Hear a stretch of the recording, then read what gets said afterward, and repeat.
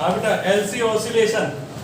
एक कैपेसिटर लिया जिसका कैपेसिटेंस कितना है सी, कनेक्ट किया किससे, इंडक्टर से, जिसका इंडक्टेंस कितना है किसकी के साथ, K2, किसकी के साथ, इसका इंडक्टेंस कितना है L, कैपेसिटर कितना है C, इंडक्टेंस L, कौन सी की से कनेक्ट है K2, किससे कनेक्ट है, जैसे ही हमने की K1 प्रेस करी तो करंट फ्लो होगा किसमें, करंट फ्लो होगा किसमें। अब जब सर्किट में करंट फ्लो होगा तो पहले क्या चार्ज हो जाएगा, कैपेसिटर, क्या चार्ज हो जाएगा, कैपेसिटर। देयरफॉर अब एनर्जी कितनी स्टोर्ड होती है कैपेसिटर के अंदर, एनर्जी स्टोर्ड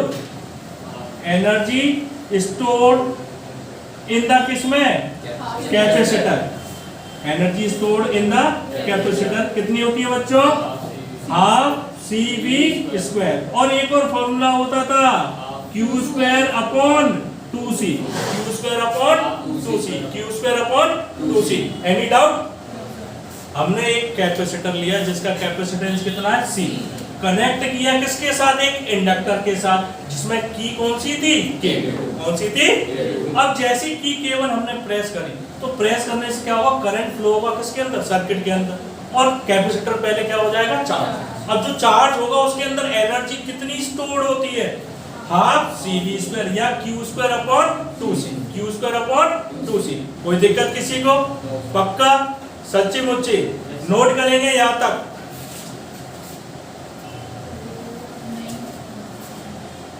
अगर हम अभी क्या कर रहे थे, करंट फ्लो कर रहे थे, अगर की K1 को हम क्या करते हैं, रिमूव, क्या करते हैं, तो कैपेसिटर का जो चार्ज होगा वो क्या होने लगेगा, डिक्रीज, क्या होने लगेगा, और उसका पोटेंशियल क्या होने लगेगा, डिक्रीज, क्या होने लगेगा, डिक्रीज। इफ प्लग की K1, प्लग की कौन सी K1 क्या करते हैं, इज रिमूव,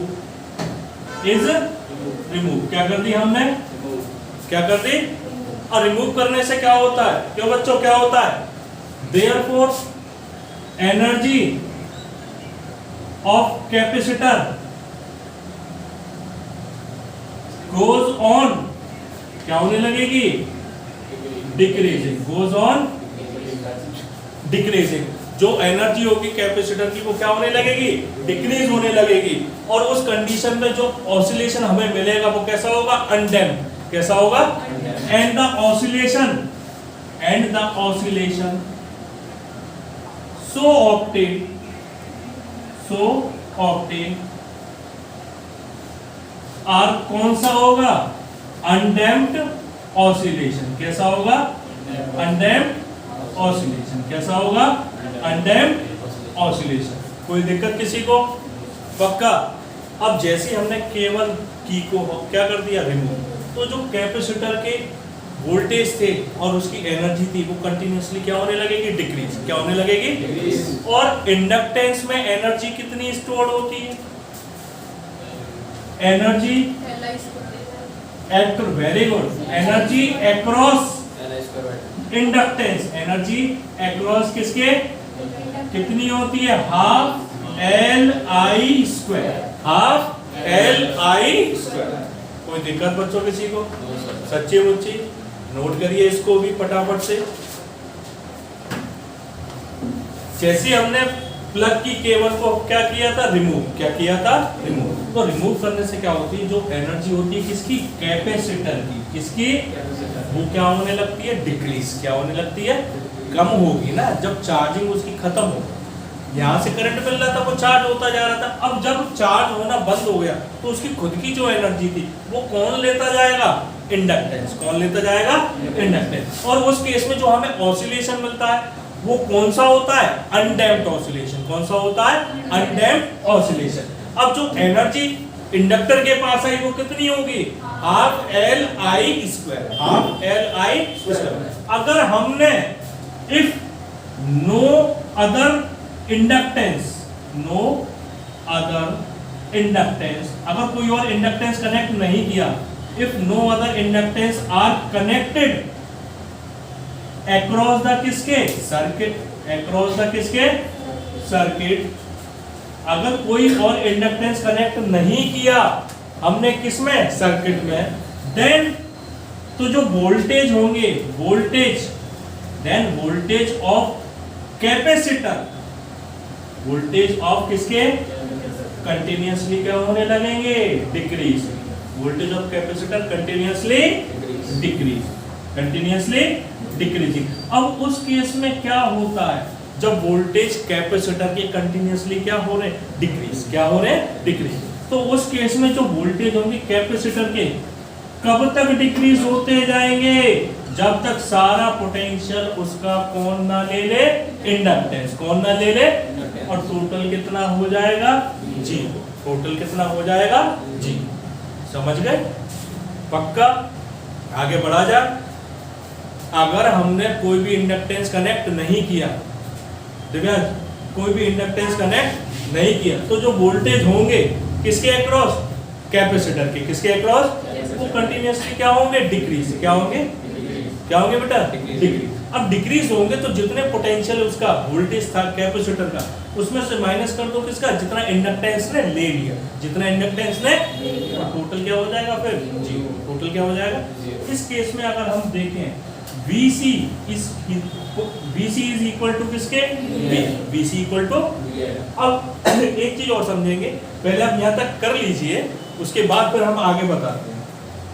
तो बच्चों देखिए, VC माइनस VL हमारा कितना आया, कितना आया, तो VC बराबर किसके, VL के। VC बराबर किसके, अब पोटेंशियल आपने कैपेसिटर का पढ़ा होगा फर्स्ट यूनिट में, V इक्वल टू कितना होता था, Q अपॉन C।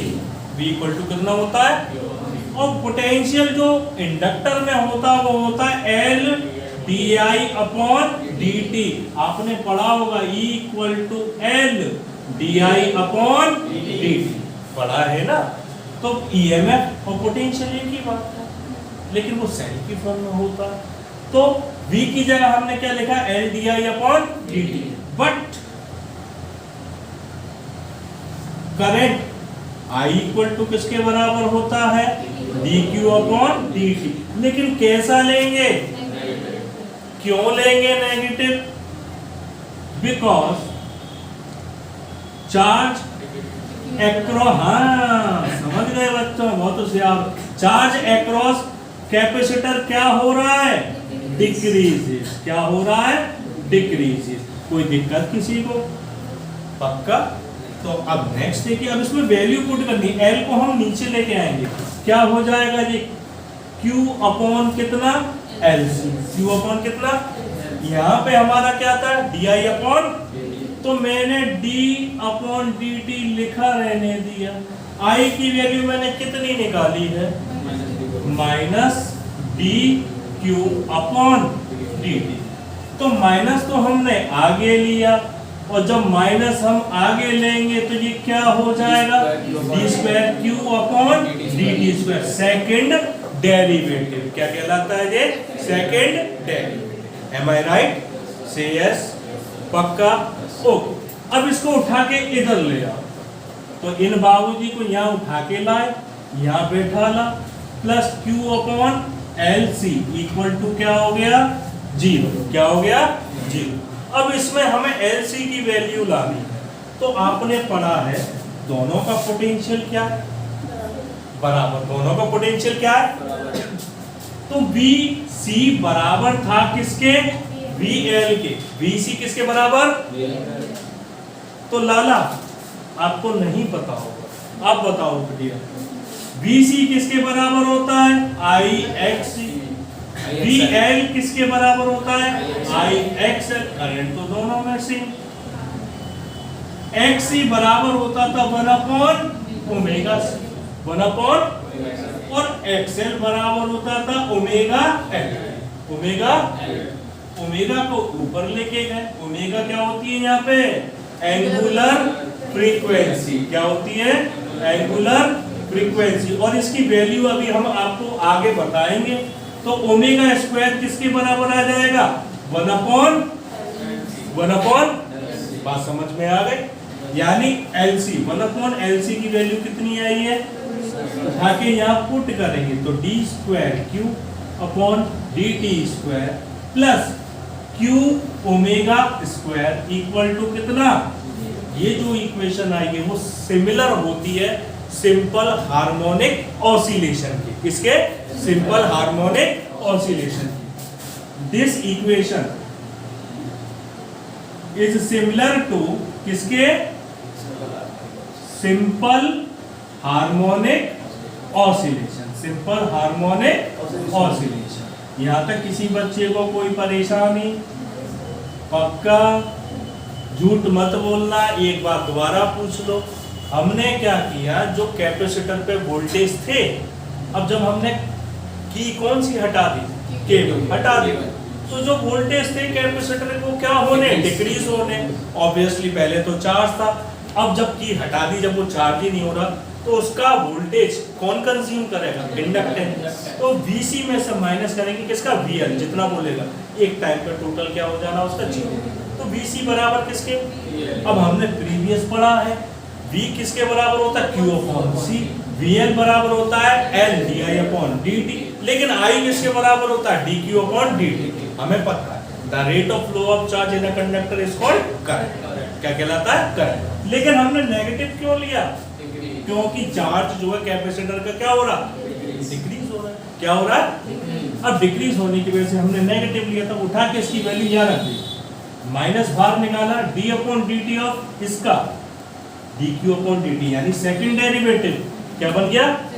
तो इनको भाई साहब को इधर लेके आया कि भाई साहब आप इधर आ जाओ, ये इधर आए, इक्वल टू में क्या रह गया, अब यहाँ पे LC आ रहा था, तो मुझे अच्छा नहीं लग रहा था, तो मेरे को क्या करना था, इसको हटाना था। क्या करना था, हटाने के लिए मैंने देखा VC बराबर था किसके, मुझे वैल्यू याद आई, VC बराबर थी IXC, VL बराबर था I, फिर मुझे याद आया XC बराबर होता 1 अपॉन, और XL बराबर होता 1, XL किसके बराबर, ओमेगा XL, ओमेगा ऊपर लेके गए ओमेगा स्क्वायर, L नीचे लाए LC, यहाँ पे ओमेगा क्या होता है, यानी 1 अपॉन LC की वैल्यू कितनी आ गई हमारी, ओमेगा स्क्वायर। यानी ये जो इक्वेशन आई वो किसके सिमिलर होती है, simple harmonic oscillation, simple harmonic oscillation. आपने क्लास 11th में चैप्टर पढ़ा होगा ऑसिलेशन, उसमें जो इक्वेशन आती थी वो आती थी d square y upon dx square plus omega square y equal to 0, कुछ इस फॉर्म में आती थी। वो किसकी इक्वेशन होती थी, सिंपल हार्मोनिक ऑसिलेशन। पक्का सच्ची मुच्ची, झूठ तो नहीं बोल रहे। आ गया तो आप नोट कर लेंगे आराम से। हम तो बच्चों ये तो हमने पढ़ी इसकी इक्वेशन, LC ऑसिलेशन की इक्वेशन। जो LC ऑसिलेशन की इक्वेशन आती है वो किसके इक्वल आती है, सिंपल हार्मोनिक, किसके इक्वल आती है। अब हम पढ़ेंगे LC ऑसिलेशन में फ्रीक्वेंसी, LC ऑसिलेशन में फ्रीक्वेंसी ऑफ किसकी बच्चों, LC ऑसिलेशन, किसकी पढ़ेंगे, LC ऑसिलेशन। वेरी इजी, कुछ भी नहीं है इसमें। फ्रीक्वेंसी जो हम निकालते हैं किसकी, LC ऑसिलेशन की। अब इस केस में क्या पढ़ा है आपने, VC बराबर आया था हमारा किसके, VL आया था, बोलो आया था। VC किसके बराबर, IXC, और VL किसके बराबर, IXL। कोई दिक्कत किसी को, पक्का। I से I कैंसिल, XC किसके बराबर, 1 अपॉन ओमेगा C, और XL किसके बराबर, ओमेगा L, किसके बराबर। तो मैं इसको ऊपर लेके जाऊंगा, ऊपर लेके गए क्या हो गया जी, इसको नीचे लेके आए क्या हो जाएगा, LC, क्या हो जाएगा। यहाँ तक कोई दिक्कत किसी को। अब इसका स्क्वायर हटा दो, बोलो हटा दिया, under root LC, under root omega किसके बराबर होता है, 2 pi upon T, 2 pi upon ताई नहीं pi, 2 pi upon T। 1 upon under root में क्या था, 2 पाई। मुझे यहाँ अच्छा नहीं लग रहा, मैं इसको हटाऊंगा यहाँ से। कहाँ लेके गए, नीचे, कहाँ लेके गए, नीचे। अंडर रूट क्या रह गया ये, और 1 अपॉन टाइम पीरियड किसके बराबर होता है बच्चों, फ्रीक्वेंसी, किसके बराबर, कितना आ गया, 1 अपॉन टाइम पीरियड फ्रीक्वेंसी। तो 1 upon 2 pi under root LC। और इस फ्रीक्वेंसी को ही हम क्या बोलते हैं? Resonant frequency. क्या बोलते हैं? दिस फ्रीक्वेंसी इज कॉल्ड क्या कहलाएगी? Resonant frequency. क्या कहलाएगी? रेजोनेंट फ्रीक्वेंसी ऑफ किसकी? LC oscillation. LC oscillation. समझ में आया कि नहीं आया बच्चों? एक और बार सुनेंगे, बार सुनेंगे। VC किसके बराबर था बच्चों? VL। VC किसके बराबर? VC वैल्यू कितनी होती है? IX। कितनी होती है? VL किसके बराबर होता है? IXL। I से I कैंसिल। XC बराबर होता 1/ओमेगा C। XL बराबर होता 1/ओमेगा L। अब ओमेगा को ऊपर लेके गए, L नीचे लेके आए, तो ओमेगा स्क्वायर इक्वल टू कितना? 1/LC। कितना हो गया? स्क्वायर हटाया तो उस पे क्या आ गया? रूट। क्या आ गया? अब ओमेगा किसके बराबर? 2π/T। 2π मुझे यहाँ अच्छा नहीं लगा, हमने कहाँ भेजा? नीचे। कहाँ भेजा? तो 1 टाइम पीरियड हमने पढ़ा बचपन से। क्या होता है? फ्रीक्वेंसी। क्या होता है? तो F इक्वल टू 1/2π√LC। और इसी फ्रीक्वेंसी को हम क्या बोलते हैं? Resonant frequency. क्या बोलते हैं? Resonant frequency. किसकी? LC oscillation. क्लियर? नोट कीजिए। हम देखेंगे वेरिएशन चार्ज का। वेरिएशन चार्ज का किसके साथ? टाइम के साथ। किसके साथ? The variation of charge. The variation of किसका बच्चों? चार्ज विद किसके साथ? टाइम के साथ। विद किसके साथ? टाइम के साथ। तो जो साइकिल होती है चार्ज, Q इक्वल टू बराबर होती है Q0 cos omega T। Q equal to Q0 cos omega T। But हमें एक चीज बहुत पहले से पता है, I किसके बराबर पढ़ा है आपने LC ऑसिलेशन के लिए? -dQ/dt। और मुझे कौन बच्चा बता सकता है कि नेगेटिव क्यों ले रहे हैं? क्योंकि उसका चार्ज कैपेसिटर का क्या हो रहा था? डिक्रीज हो रहा था। क्या हो रहा था? डिक्रीज। ओके, अब आगे देखते हैं। I equal to -d/dt of Q की वैल्यू रख दें क्या? बोलो, रख दी। कितनी थी? Q0 cos omega T। Q0 cos। अब इसके बाद हमने डिफरेंशिएशन पढ़ा है मैथ्स में। Q0 को तो हमने बाहर निकाल लिया। d/dt किसका? cos omega T। तो I equal to -Q0 cos omega T का डिफरेंशिएशन होता है माइनस का sin ओमेगा T। और आगे थीटा का भी डिफरेंशिएशन होता है। ओमेगा T का करेंगे तो केवल क्या बचेगा? ओमेगा। क्या बचेगा? ओमेगा। समझे बबलू? माइनस माइनस क्या हो गया? प्लस। Q0 ओमेगा इंटू क्या? साइन ओमेगा T इंटू क्या? Sine omega T। I equal to कितना आया हमारा? Q0 omega into sine omega T। Am I right? अब इसके बाद एक छोटी सी चीज देखेंगे। यहाँ पर Q0 ओमेगा बराबर होता है किसके? I0 के। किसके? इसको हम बोलते हैं मैक्सिमम वैल्यू ऑफ करंट। क्या बोलते हैं? मैक्सिमम वैल्यू ऑफ करंट, जिसको पीक वैल्यू भी बोला जाता है। क्या बोलते हैं? Peak value. क्या बोलते हैं? पीक। अगर इसको हम यहाँ पुट करें तो I इक्वल टू ये हमें कुछ ऐसी दिखेगी इक्वेशन, और ये बड़ी प्यारी सी लगती है। और ये इक्वेशन किसकी होती है? Alternating current. किसकी होती है? Alternating current. यानी जो LC ऑसिलेशन प्रोड्यूस होता है उसमें कौन सा करंट होता है? Alternating current. क्लियर बच्चों? सच्ची मुच्ची समझ में आया बढ़िया तरीके से? अगर समझ में आया हो तो लाइक करें, शेयर करें, सब्सक्राइब करें चैनल। जय हिंद, जय भारत। तो बच्चों क्वेश्चन देखेंगे, LC ऑसिलेशन पे ही बेस्ड है। एक चार्ज कैपेसिटर है कितने माइक्रोफैराड का?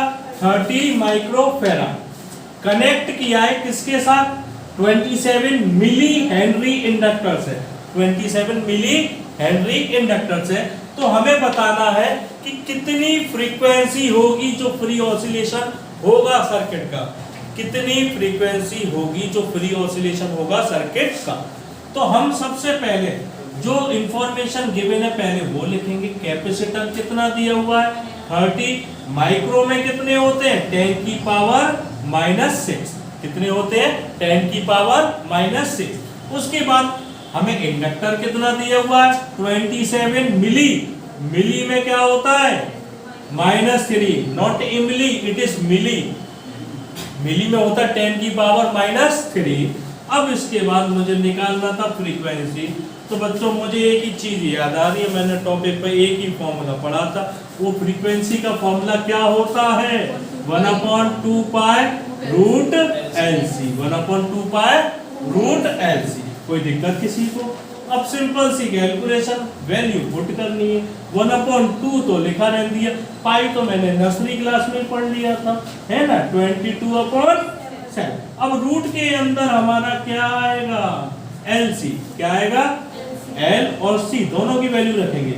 30 इंटू 27 इंटू दोनों की पावर मल्टीप्लाई में क्या हो जाती है ऐड, क्या हो जाती है तो -6 और -3 -9, -6 और -3। उसके बाद इधर देखेंगे 7 का लेके गए ऊपर तो 1 इंटू 7 अपॉन 2 इंटू 22 44। अब उसके बाद एक जीरो अगर मैं इसको दे देता हूं तो -8 रह जाएगी। 27 3 होता है 81, कितना होता है और ये पावर हमारी कितनी रह गई थी -8, कितनी रह गई थी -8। तो ऊपर तो 7 था, अब इसको रूट से निकालेंगे तो अंडर रूट से निकालेंगे 81 को 9 और इसको निकालेंगे तो कितना बचेगा 10 की पावर -4, क्या बचेगा -4। इस -4 को मैं ऊपर ले जाता हूं तो 7 इंटू 10 की पावर अपॉन 44 इंटू कितना 9।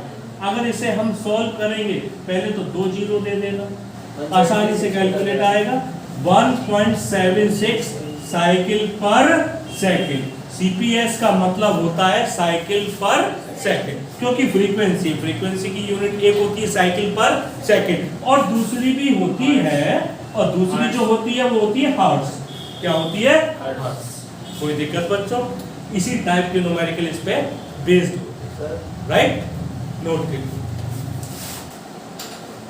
तो इसको कैलकुलेट करेंगे 7 इंटू 10 की पावर 4 अपॉन 44 इंटू 9।